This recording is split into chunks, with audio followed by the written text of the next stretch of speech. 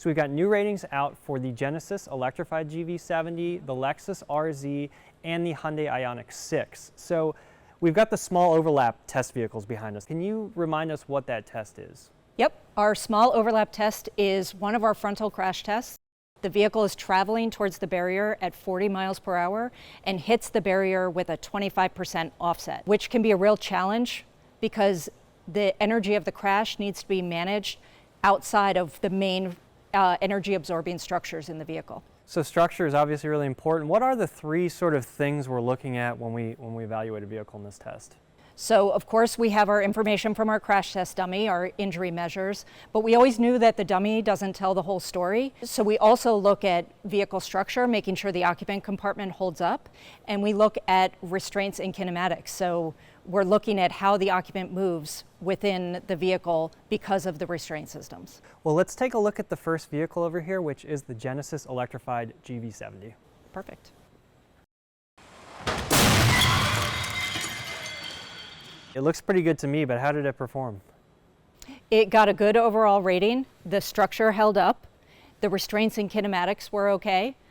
The dummy did have one minor injury metric downgrade for the left lower leg.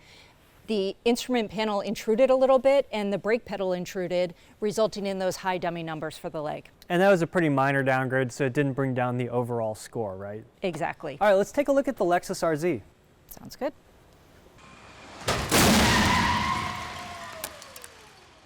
Structure, I think, looks pretty decent. What did we see overall with this vehicle? Yep, an overall rating of good. The structure did hold up. The dummy measures were all good. We did see a minor downgrade for restraints and kinematics. The dummy moved forward and the head contacted the airbag, but then moved a little bit to the left.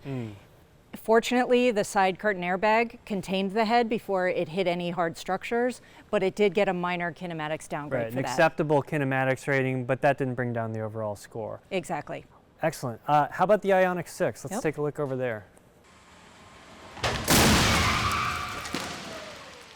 All right, one more electric vehicle to look at, the Hyundai Ioniq 6. What do we see here with this vehicle? So a good overall rating. The structure held up. The dummy measures were all good, and the restraints and kinematics were good. All right, so no downgrades. No downgrades.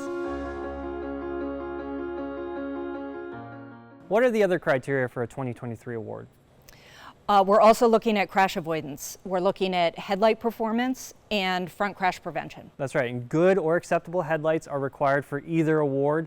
And in 2023, we actually added a new nighttime pedestrian auto brake test that factors into the Top Safety Pick Plus award. How did these vehicles perform in that new test? All of these vehicles did well in that test, which is good news because when we introduced that test, not every vehicle was doing well at nighttime. Yeah, so 3 brand new vehicles performing well in that brand new test. We really like to see that. So if you want to learn more about these Top Safety Pick Plus vehicles or any others, head to IIHS.org. You can find ratings there, as well as more details on these vehicles. Jessica, thank you.